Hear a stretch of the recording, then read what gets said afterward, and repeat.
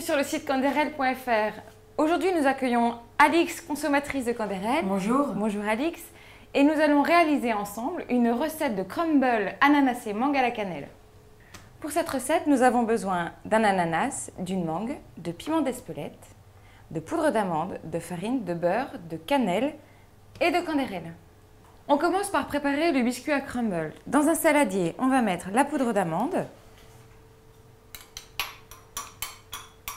la farine,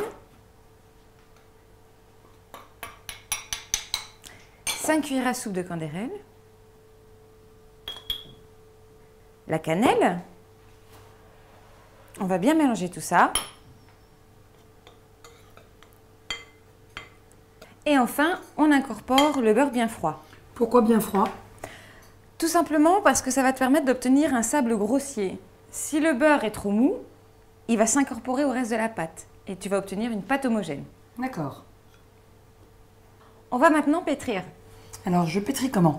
Alors, il faut pétrir du bout des doigts pour incorporer progressivement le beurre sans l'amalgamer. D'accord. Comme ça? Ouais, alors on n'hésite pas à bien presser le beurre, voilà, et faire des petits morceaux qui vont se coller au reste des ingrédients. Là, le principe est d'obtenir un sable grossier, qui est le terme de crumble. Le terme crumble veut dire émietté. On va maintenant répartir la pâte à crumble sur une plaque allant au four garnie d'un papier sulfurisé ou d'un exopâte, bien à plat, sur une couche homogène, pour que la cuisson soit régulière. Et on l'enfourne maintenant 15 à 20 minutes dans un four préchauffé à 200 degrés.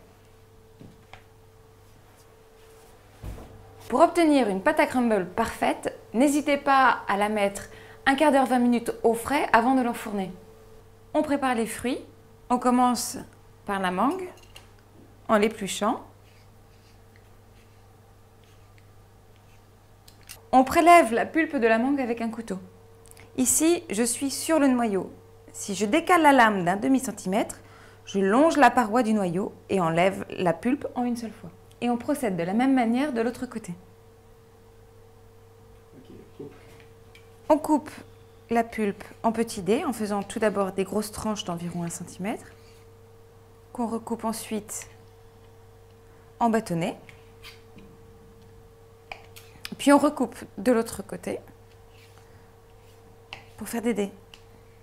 On procède au découpage de l'ananas. Alors avec un couteau à dents, on coupe les deux extrémités.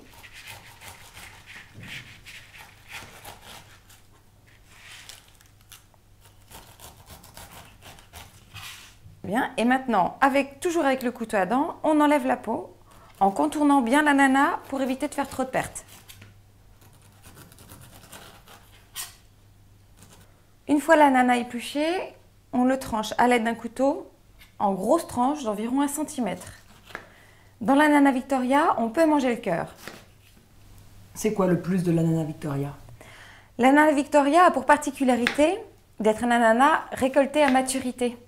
Du coup, c'est un ananas beaucoup plus sucré et beaucoup plus fruité que l'autre. Dans une poêle chaude, on met un filet d'huile d'olive et on ajoute les fruits.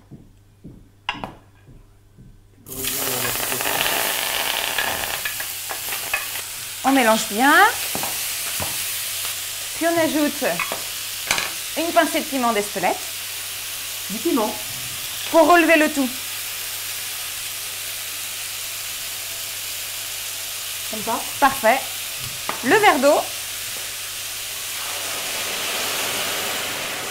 On mélange à nouveau, puis on cuit à couvert pendant 5 minutes. Et alors moi j'ai une question. C'est original de cuire avec de l'huile d'olive? En effet, oui, l'huile d'olive apporte une petite note fruitée à cette recette et en plus c'est beaucoup plus diététique que le beurre. D'accord.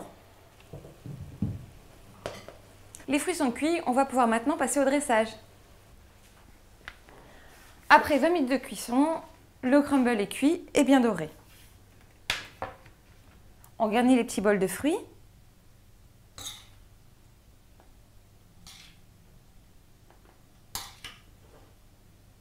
Puis on dispose le biscuit dessus. Et voici les crumbles ananas mangue à la cannelle. Alix, merci de ta participation à la recette. Merci à toi. Il ne vous reste plus qu'à le déguster, froid ou chaud.